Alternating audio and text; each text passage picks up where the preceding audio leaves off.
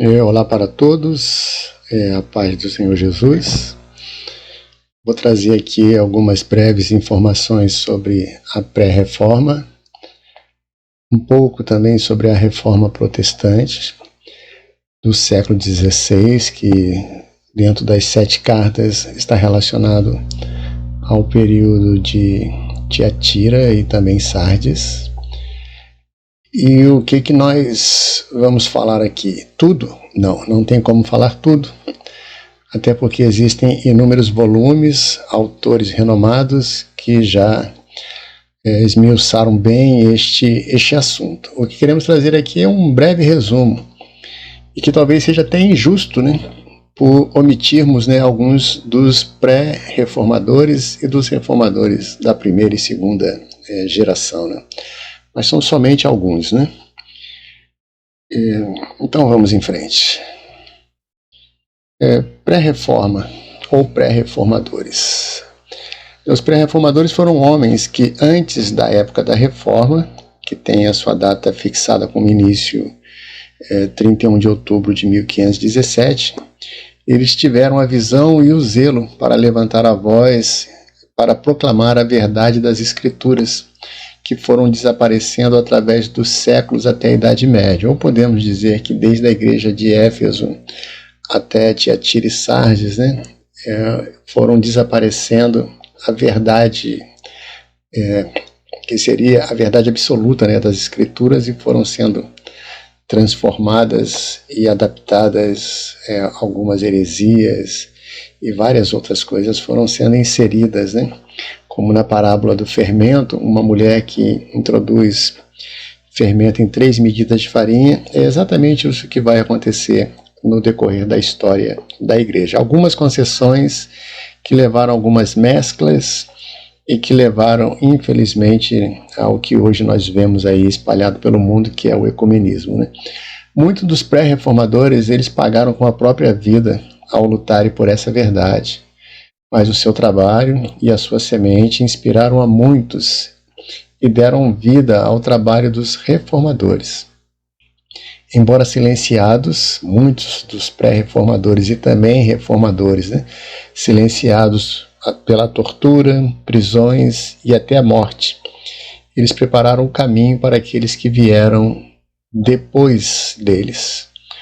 Os nomes a seguir são apenas algumas dessas nobres almas levantadas na Europa antes, durante o período de restauração da Igreja de Jesus Cristo.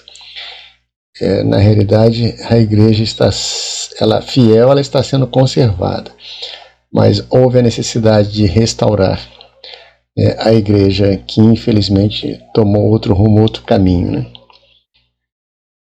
Aqui tem uma citação de Jan Hus. Alguns preferem o nome latinizado, trazido para o nosso português, João Hus, uma frase que ele disse 100 anos antes da reforma protestante, de 31 de outubro de 1517, mais ou menos 100 anos, porque ele disse em 1415, a reforma é 1517, 102 anos.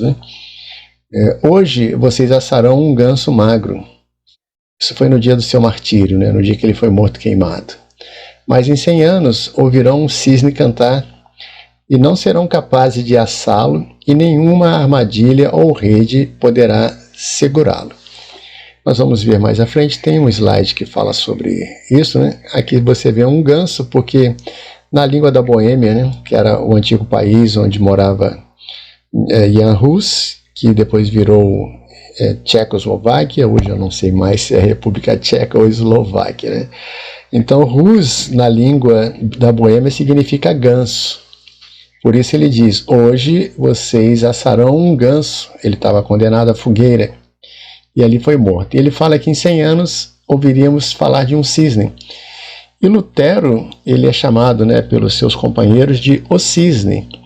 É praticamente uma profecia, porque 100 anos depois surge Lutero, o cisne, ao qual tentaram assá-lo através das dietas, que foi chamado para participar, tentaram prender, tentaram matar, mas não conseguiram, né? Porque sei que a palavra, né, ela triunfará, né? E triunfou, né? E o Senhor foi para Lutero Castelo Forte, né?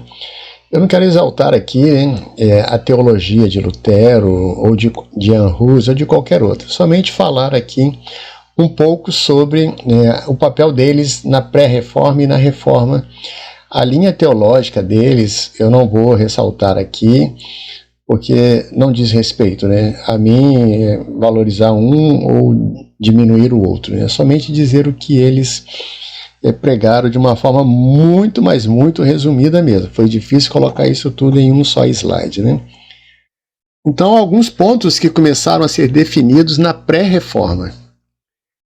Quatro princípios básicos da reforma, eles começam a ser alinhavados bem antes, centenas de anos antes. É a supremacia da fé sobre as obras, com base em Efésios 2, do 8 ao 9, o sacerdócio universal do crente, primeira epístola de Pedro 2, 5 e 9, Jesus Cristo, o único mediador, 1 Timóteo 2, 5, o livre exame das Escrituras, João 5, 39. E as 5 solas, ou 5 somentes, né? Só lhe deu glória, glória somente a Deus, sola gratia, somente a graça, sola fide, somente a fé, solos Cristo, somente Cristo, sola Escritura, somente as Escrituras. Este era o pensamento que estava sendo formado e que ficou bem caracterizado, né, bem claro, da reforma até os nossos dias, e infelizmente precisamos relembrar isto, que muitos morreram por isso, e hoje muitos não estão valorizando nem os princípios, nem as solas. Aqui vemos uma breve cronologia, né, dos pré-reformadores, dos reformadores da primeira e segunda geração, né? Então, mais ou menos lá para o ano 1170, né, Pedro Valdo, por volta do ano 1320, né, John Wycliffe, alguns leem Wycliffe, Jan Hus, ou John Hus, Savonarola, Erasmo. Aqui seria o início, mais ou menos, né, não está exato, o ano de nascimento, e o final, o ano da sua morte, né?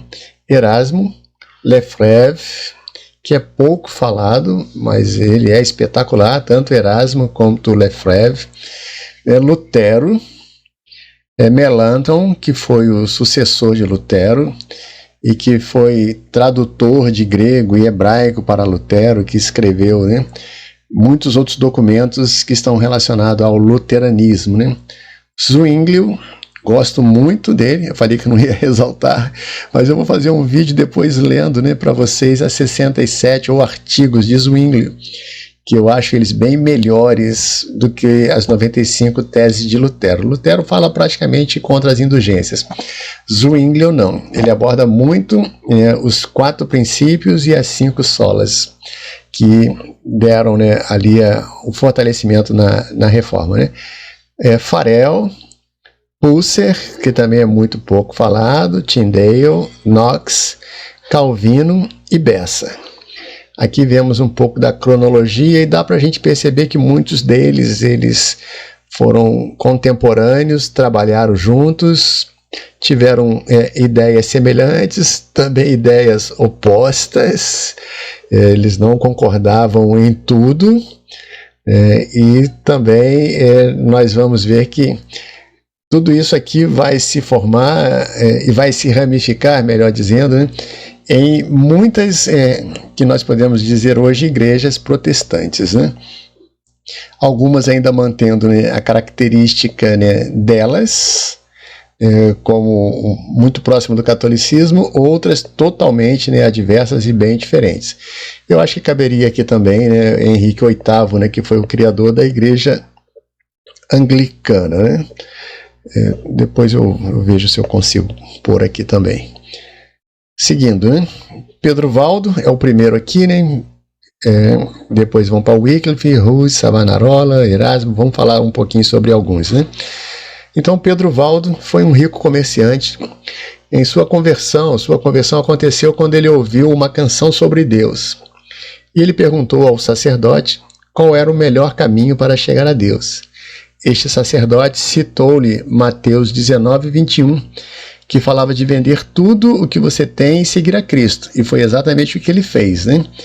Ele se desfez de tudo, ele vendeu tudo, e a partir de então ele passou, né, a levar uma vida de pobreza.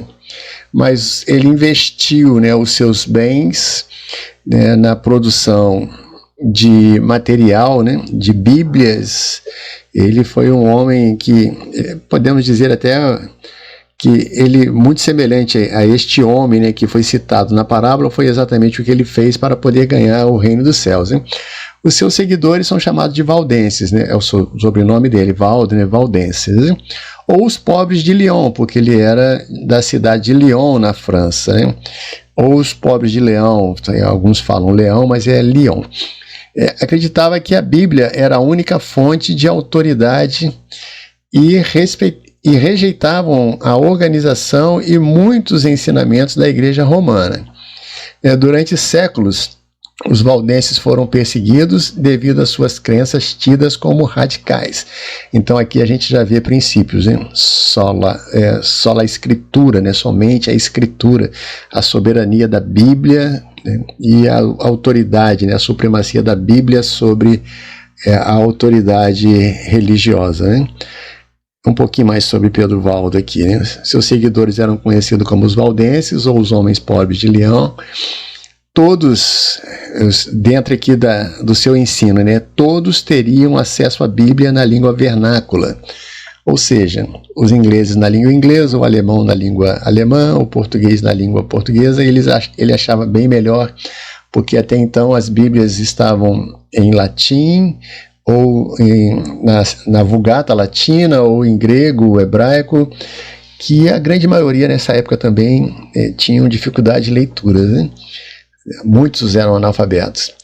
Ele cria e pregava, né, a supremacia da Bíblia sobre a tradição, a Bíblia como fonte de toda a autoridade eclesiástica, a pregação leiga para homens e mulheres. Para ele, você não precisava entrar num convento, estudar artes e outras matérias que muitos estudavam naqueles dias para ser, né, um pregador. O que você precisava somente era ter o Espírito Santo e ter a Bíblia à sua disposição. Lendo a Bíblia, o Espírito Santo iria te inspirar, né? Ele negava o purgatório, que é aquele estágio intermediário, né, entre a morte, o céu e o inferno, né? Morreu, vai para o purgatório, né? Do purgatório vai para o céu, vai para o inferno. Reuniam-se em casas, vales e grutas, porque eles eram perseguidos. Muitos se reuniram até em Alpes, né, para fugir da perseguição. Rejeitavam o culto às imagens, ou seja, o culto à idolatria. Ele foi condenado pelo Concílio de Verona, mas não conseguiram também executá-lo, né? Dar-lhe-eis a estrela da manhã, né? Agora, John Wycliffe, ele era chamado e conhecido como a estrela da manhã. Não confunda com Jesus, a resplandecente estrela da manhã. Jesus é a mais resplandecente, né? Mas o Wycliffe, ele foi chamado de a estrela da manhã, e a palavra diz: dar-lhe-ei a estrela da manhã. Ele foi um sacerdote e professor da Universidade de Oxford, tinha que estar em maiúsculo aqui, na Inglaterra. Wycliffe atacou o estilo de vida do clero. Clero é monges, padres, cardeais, papas e vai por aí, né? As superstições, né, as relíquias, peregrinações, veneração dos santos, bem como a transubstanciação, quando a igreja acreditava e pregou que o pão se transformava na carne de Cristo e o vinho ou o suco de uva no sangue de Jesus. Então isso é a transubstanciação. Eles dizem que o pão da ceia, ele é o corpo físico de Cristo. Ele também, já falamos no slide anterior, né, pregou também contra o purgatório, contra as indulgências. Então não começou com Lutero, né? As indulgências era simplesmente um pedaço de papel em que o Papa ele assinava concedendo perdão dos pecados cometidos e dependendo da soma, né, do valor, você podia até pagar pelos pecados ainda não cometidos, né? Pregava também contra o celibato clerical. Celibato é a proibição de padres e madres de casarem, contrair matrimônio, e também ele era contra as pretensões papais. Isto, 325 a 384, bem distante ainda de Lutero, né? Os seus seguidores, né, ficaram conhecidos como lollardos. Tinham a Bíblia como norma, regra de fé e prática que todos deveriam ter acesso, ler e interpretar. Lollardos aqui em holandês equivale-se a murmuradores, né? Eles eram conhecidos ou identificados como os murmuradores. Que tipo de murmuração eles faziam, né? Contra a peregrinação, veneração, substanciação, purgatório e outras coisas, né? John Wycliffe, né? Ele combateu distorções romanas, as possessões e os pecados do clero, né? Porque o clero ele era dono, né, de muitas terras, ainda em vários países, aqui no Brasil mesmo, né? Eles têm terras e mais terras, né? E os pecados que eram cometidos dentro do clero, né? Porque, infelizmente, né, proibia-se o casamento, mas se abria a porta, então, para o pecado da prostituição. Pregou contra as indulgências, contra o celibato, o purgatório, reafirmava a autoridade suprema das Escrituras, negava ser o Papa a cabeça da Igreja e sucessor de Pedro, pregava contra as relíquias, peregrinações, veneração dos santos. Seus seguidores, mais uma vez, ficaram conhecidos como os lollardos. Ele era considerado a estrela da manhã, porque a estrela da manhã na realidade é Vênus, né? É o último astro, né, a perder a sua luz com a chegada da manhã. Então ele representa o final aqui desse período dos pré-reformadores, quando nasce então a manhã com a fixação, né, das 95 teses de Lutero na porta da Catedral de Wittenberg. Jan Hus já apareceu lá, né, o ganso, né? Aqui atrás tem uma figura, uma gravura representativa do dia em que ele foi martirizado. Ele foi um religioso e professor da Universidade de Praga, antes Boêmia, né? Depois Tchecoslováquia, hoje República Tcheca e República Eslováquia. Foi influenciado pelos escritos de Wycliffe. Ele definia a igreja por uma vida semelhante, né, à de Cristo, e não pelos sacramentos, né? Dizia que todos os eleitos são membros da igreja e que o seu cabeça é Cristo e não o Papa. Correu risco aqui, né? Foi aqui que ele começou a ver a fogueira acendendo para ele, né? Insistia, né, na autoridade suprema das Escrituras. Então as Escrituras eram supremas e não a palavra, né, do Papa ou dos religiosos, né? Hus foi condenado à fogueira pelo Concílio de Constança. Seus seguidores ficaram conhecidos como os Irmãos Boêmios. Boêmios porque o país era Boêmia, em 1457. E foram perseguidos duramente, né? Aqui tem uma charge que nós vemos aqui, que ela circulava, né, durante a Idade Média. Eles preferiam fazer desenhos porque muitas pessoas não sabiam ler. À esquerda está o texto que nós já lemos, né, de Jan Hus, que ele diz: hoje vocês assarão um ganso. Aqui então tem um ganso aqui, ó, na fogueira, um ganso magro, mas em 100 anos ouvirão falar de um cisne. Aqui está Lutero com uma pena na mão, né? O cisne tem as suas penas, né? E as penas eram usadas como canetas para escrever, né? Ouvirão um cisne cantar e não serão capazes de assá-lo e nenhuma armadilha poderá, né, segurá-lo, né? Então aqui acima está Frederico III, o sábio, né, o eleitor da Saxônia, que era o protetor de Lutero, deitado assistindo todas as coisas, né? Porque eles também tinham interesses, né, de não ficarem pagando impostos, né, a Roma, e Roma querendo se meter também nas questões políticas, né, na realidade interferia, né? Essa ilustração em forma de charge era distribuída na Europa por volta do ano 1521. E quando Lutero ele fixa, né, as 95 teses, mostra que a pena derrubou a coroa, né, do Papa Leão X. Né? Aqui um ganso, aqui Lutero. O slide seguinte eu só fiz uma modificação aqui porque é uma charge muito antiga. Né? Eu coloquei aqui o rosto de Frederico III, o rosto do Papa Leão X, Lutero, e aqui deu uma clareada, né, no ganso. Né? Então ele já havia profetizado, né, sobre o surgimento de Lutero. Né? Jerônimo Savonarola, 1452 a 1498, na Itália.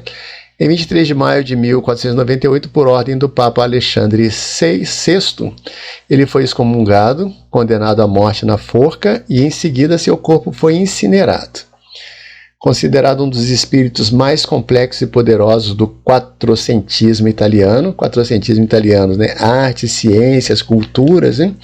Ele era uma pessoa muito, né, letrada, muito inteligente, né? Intelectual muito talentoso. Devotou-se aos seus estudos, né, em especial à filosofia e à medicina. Disse que ele pregava como um dos profetas menores do Antigo Testamento. Pregou contra a imoralidade do povo e do clero.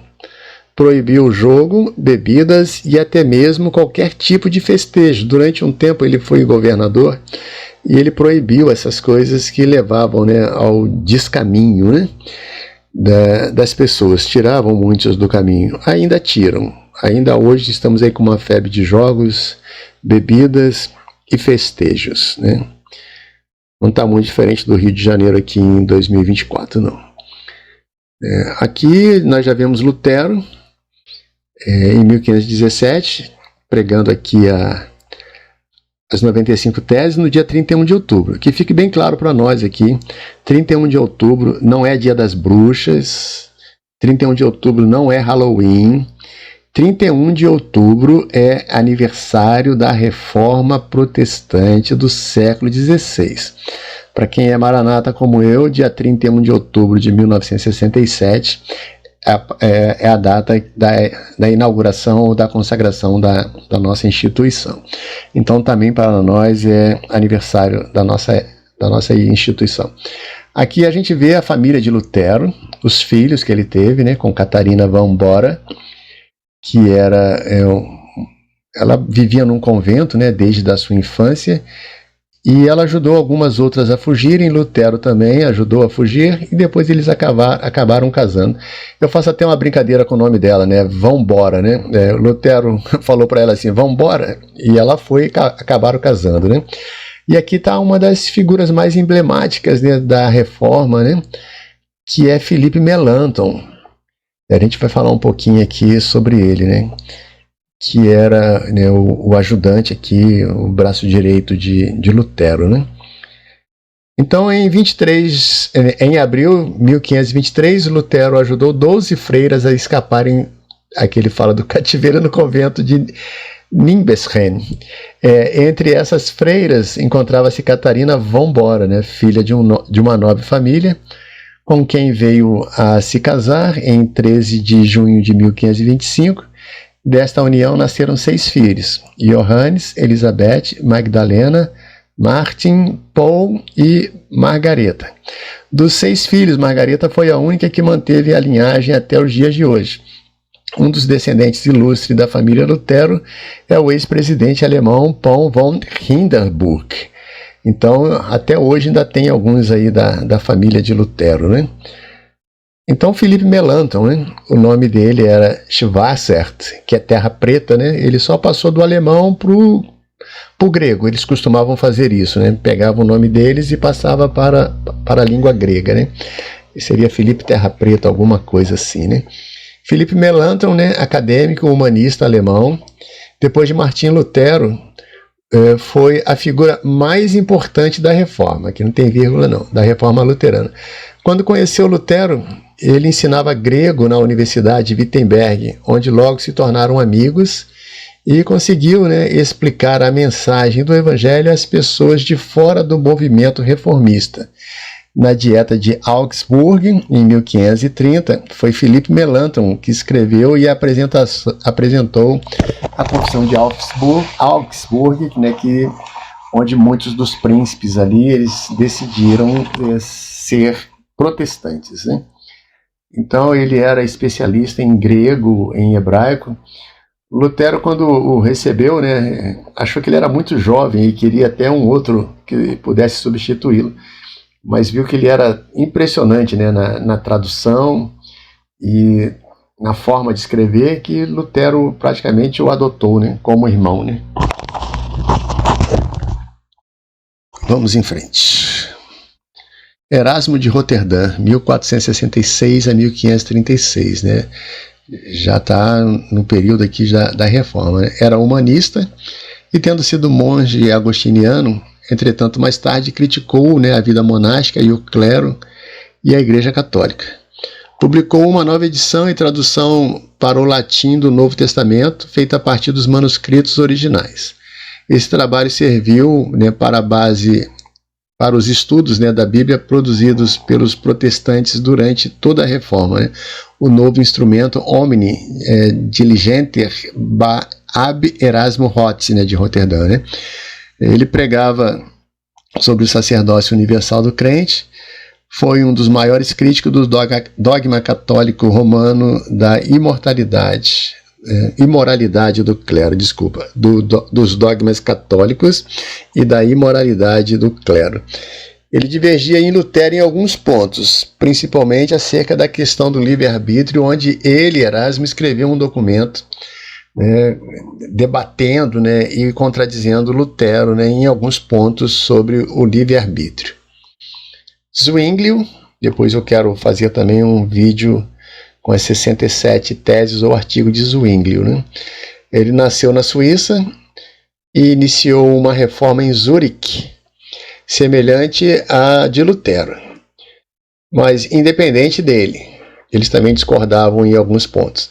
Ele acreditava que a Bíblia e não o Papa, e não a Igreja ou o Papa, era a única autoridade do cristão. A Bíblia é a autoridade, né? Sua teologia e moralidade baseavam-se no princípio de que, se o Antigo ou o Novo Testamento não dissesse explicitamente sobre algo, sobre um assunto, não deveria ser acreditado ou praticado. Ou seja, qualquer tipo de ensino que, se não estivesse no Novo ou no Velho Testamento, para ele não tinha validade. Denunciou o uso da música. Aí é uma divergência com Lutero, né? Pinturas e esculturas nas igrejas. Teve um desentendimento com Lutero a respeito do pão e do vinho, da comunhão, né? Zwinglio dizia que era consubstanciação e Lutero transubstanciação. Foi um dos desentendimentos sobre ele. Consubstanciação é que o pão e o vinho tipificam, representam. Transubstanciação é que, na realidade, o pão e o vinho viram, né, o corpo de Cristo. Para ele, né, ao contrário de Lutero, eram apenas um memorial, né, a ceia, né, e não a presença do corpo e do sangue de Cristo. Em suas 67 teses ou artigos, contém o ensino necessário para as 5 solas, né? Sola Escritura, Solo Cristo, Sola Fide, Sola Gratia, Soli Deo Glória, né? Por isso que eu sou tendencioso e gosto mais de Zwinglio, né, que viveu entre os anos de 1484 a 1531. Guilherme Farel, esse é uma pessoa também importantíssima, né, na continuidade da Reforma, né? Diz que Calvino, né, passou a noite em Genebra e Farel, ele, ao saber, né, da chegada, pediu ajuda para pastorear a cidade, né? A cidade de Genebra, ela estava realmente entregue, né, à promiscuidade, né? Mas Calvino se recusou, porque Calvino queria ler e estudar, né? Ele não queria estar à frente, né, como pastor, à frente do ministério. Aí Farel disse para ele, né, Deus amaldiçoe o seu descanso e a sua tranquilidade, se diante de uma necessidade tão grande, você se recusa a ajudar. E Calvino permaneceu, né, ministrou em Genebra por mais de 2 décadas. Mais tarde ele escreveu, né, Senti que Deus colocou na sua mão, a sua mão poderosa sobre mim para me deter, né? Fiquei tão aterrorizado que desisti da jornada que havia começado. Então, Guilherme Farel, ele é um dos principais aqui responsáveis pelo surgimento, né, e pela continuidade de Calvino e do calvinismo, né? Bucer, que é muito pouco falado, né? Martin Bucer, 1491 a 1551, reformador suíço, que deixou a ordem franciscana após sua conversão. Em 1523 foi para Estrasburgo, na França, onde se tornou um dos principais estadistas e reformadores.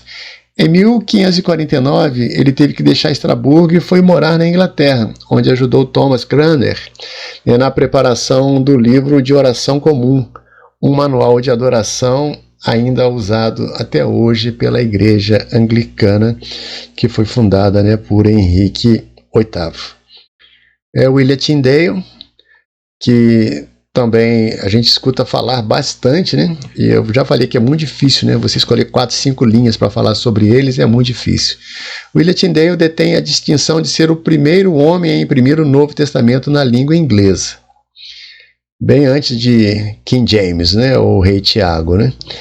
Tyndale também traduziu o primeiro, né, grande parte do Antigo Testamento do hebraico original para o inglês. Mas ele foi executado em 1536 pelo crime de imprimir as escrituras em inglês, antes que pudesse concluir pessoalmente a impressão de uma Bíblia inteira. A Bíblia, né, nas mãos dos servos, era vista como um grande perigo, né, para a Igreja Romana, né? Calvino, já falamos aqui, né, sobre a importância de Farel na vida dele. Nasceu na França, onde estudou Direito e Teologia. Dão-lhe a autoria de As Institutas da Religião Cristã, mas muitos dizem que não foi escrita por ele, né? Somente algumas partes e a ideia central. É um dos livros mais importantes do cristianismo protestante, ou especificamente do calvinismo.